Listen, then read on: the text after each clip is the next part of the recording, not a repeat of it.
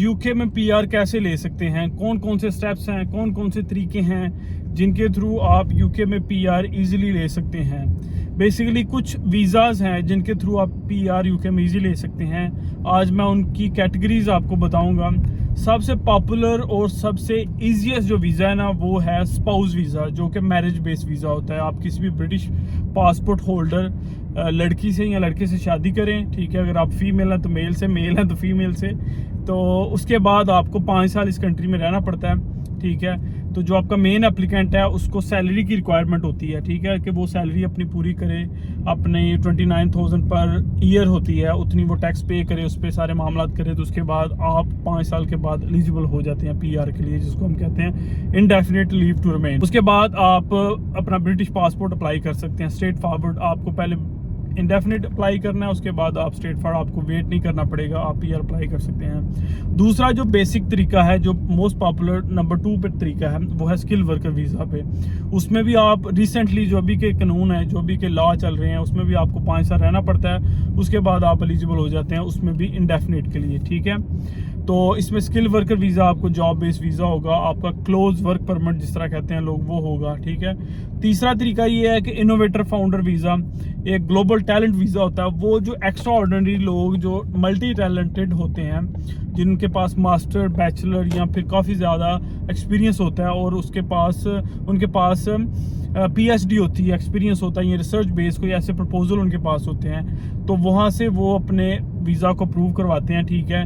तो वो उनको पीआर 3 ईयर या 5 ईयर में उनको भी मिल जाती है, ठीक है।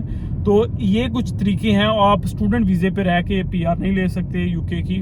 आप अगर स्टूडेंट वीज़े पे हैं, आप मैक्सिमम उस वीज़े के बाद अपना वीज़ा स्विच कर सकते हैं किसी भी वर्क परमिट पे या फिर एक इनोवेटर पे, लेकिन आपकी कंपलसरी है कि आपको डिग्री कंप्लीट करना पड़ेगी, ठीक है, अगर आप स्टूडेंट वीज़े पे इस कंट्री में आए हैं।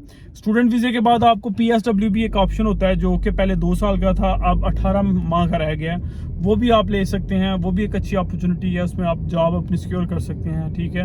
एक वो ऑप्शन हो गया।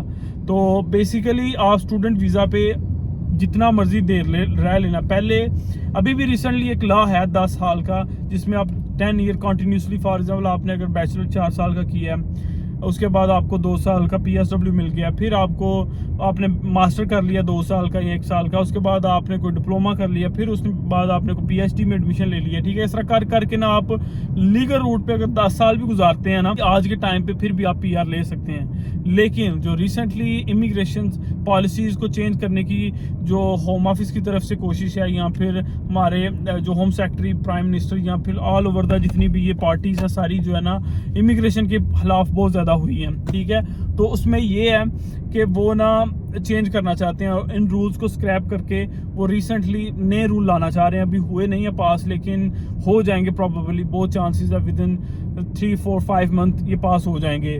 तो काइंडली यूके आने से पहले ये चीज़ें आपको ध्यान रखनी पड़ेंगी, सोच समझ के आइएगा कि किन रूट के थ्रू अगर आप पीआर ले सकते हैं। अगर तो आपने नॉर्मली आना है, वेल एंड गुड, आएँ, स्टडी करें, पीएसडब्ल्यू लें, जॉब करें, पैसे कमाएं, उसके बाद अगर आपने पाकिस्तान जाना है, इंडिया जाना है, चले जाएं, ठीक है। अगर आप इस नीयत से आ रहे हैं कि हमने पीआर लेनी है जाके, तो काइंडली इन स्टेप्स को आप फॉलो करें। इन स्टेप्स को ज़हन में रख के आइएगा कि यूके आज के दिन में बहुत ज़्यादा हार्ड हो गया है।